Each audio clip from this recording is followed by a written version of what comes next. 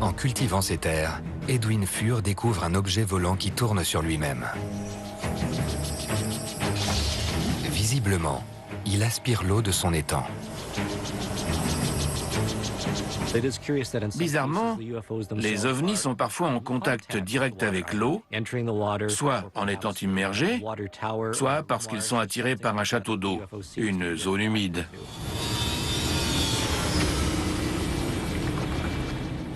L'objet mystérieux s'élève dans les airs et Edwin assiste à un spectacle encore plus étonnant.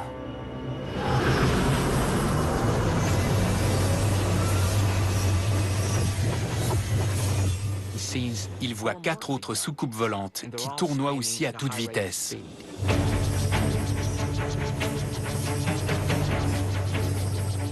L'observation de 5 ovnis en même temps est exceptionnelle.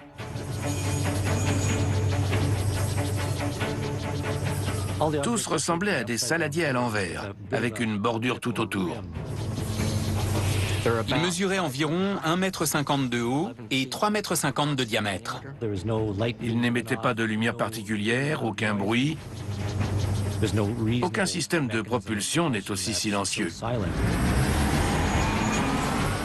C'est un cas particulièrement intéressant, parce que ça s'est passé en plein jour et qu'ils ont été vus de près.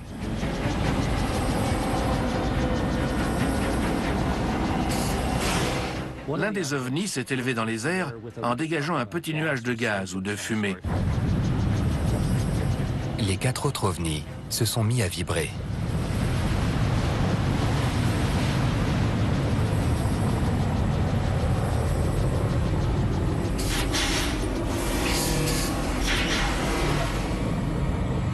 Et les autres ont suivi.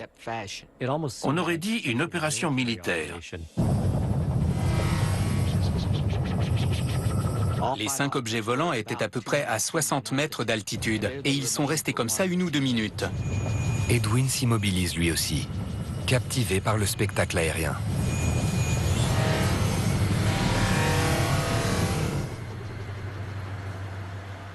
Et soudain, ils sont partis tous les 5 en quelques secondes. Edwin ne comprend pas, il ne sait pas quoi penser.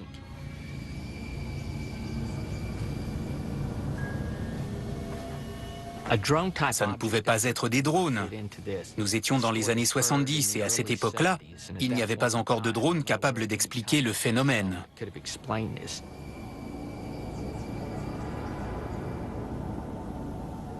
Edwin aperçoit quelque chose d'autre.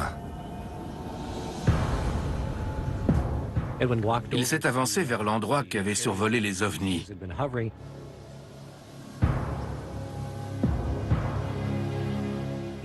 L'herbe avait été aplatie et recourbée.